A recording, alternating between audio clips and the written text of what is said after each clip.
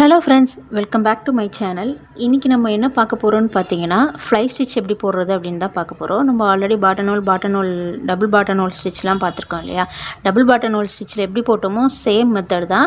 அதில் வந்து நம்ம ஸ்ட்ரெயிட்டாக போட்டிருப்போம். இதோ இங்கே தெரியுது பாருங்கள், அதில் வந்து ஸ்ட்ரெயிட்டாக போட்டிருப்போம். நம்ம அதே மெத்தடாக ஃப்ளை ஸ்டிச்சில் கொஞ்சம் கிராஸாக போட்டு பார்க்க போகிறோம். அவ்வளோதான் டிஃப்ரெண்ட்டு. பட் ரெண்டுமே வந்து equal, same process, same method தான்.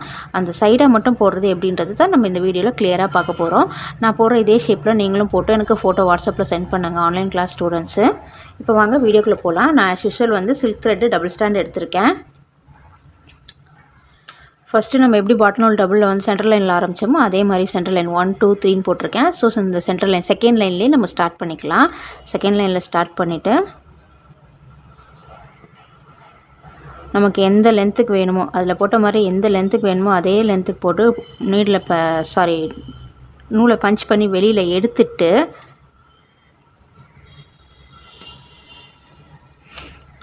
இப்போது தேர்டுக்கும் போகலாம், நம்ம ஃபஸ்ட்டுக்கும் போகலாம். நான் ஆல்ரெடி சொன்ன மாதிரி ஃபஸ்ட்டுக்கும் போகலாம், இல்லாட்டி தேர்டுக்கும் போகலாம். ஆனால் இப்படி நம்ம டபுள் பாட்டன் ஹோலில் இப்படி ஸ்ட்ரெயிட்டாக போட்டிருப்போம். இதில் வந்து இப்படி கிராஸாக போட போகிறோம். அவ்வளோதான் வித்தியாசம். இதில் இப்படி கிராஸாக பஞ்ச் பண்ணிவிட்டு அப்படியே அந்த த்ரெட்டை வெளியில் எடுத்து நம்ம ரிவர்ஸில் கொண்டு வரணும். சேம் மெத்தட் தான் நம்ம அதில் பண்ண.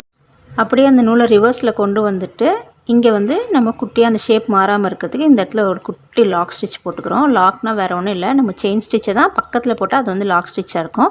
அதே மாதிரி இப்போது வந்து ஃபஸ்ட் லைனில் வந்து சேம் மெத்தடில் பஞ்ச் பண்ணி அப்படியே அந்த த்ரெட்டை வெளியில் எடுத்துட்டு மறுபடியும் நம்ம ரிவர்ஸில் கொண்டு போகிறோம். வேறு எந்த ப்ராசஸுமே கிடையாது இதில். இதே தான் நம்ம வந்து அந்த பாட்டன் ஹோலில் வந்து ஸ்ட்ரெயிட்டில் பண்ணியிருப்போம். இதில் வந்து நம்ம கிராஸாக பண்ண போகிறோம். அது மட்டும் தான் டிஃப்ரெண்ட்டு.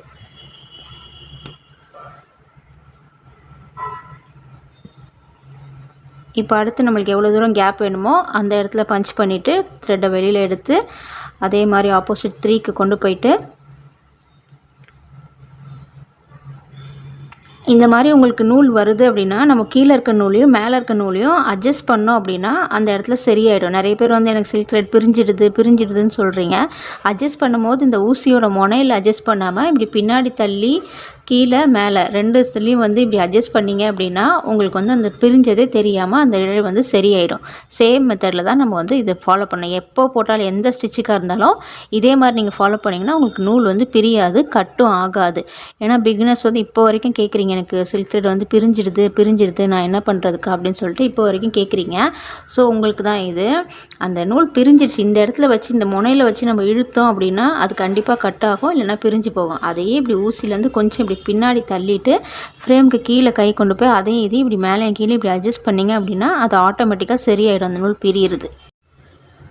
நான் இப்போது எண்ணாட் போட்டு கம்ப்ளீட் பண்ணிட்டேன். சேம் மெத்தட் தான். இதே மாதிரி நீங்களும் 3 லைன்ஸ் போட்டுட்டு நம்ம பாட்டன் ஹோலில் ஸ்ட்ரெயிட்டாக இப்படி ஸ்ட்ரெயிட்டாக போட்டிருப்போம். இதில் இப்படி கிராஸாக நம்ம கொண்டு போகிறோம். வி ஷேப் மாதிரி கொண்டு போகிறோம். அவ்வளோதான் டிஃப்ரெண்ட்டு.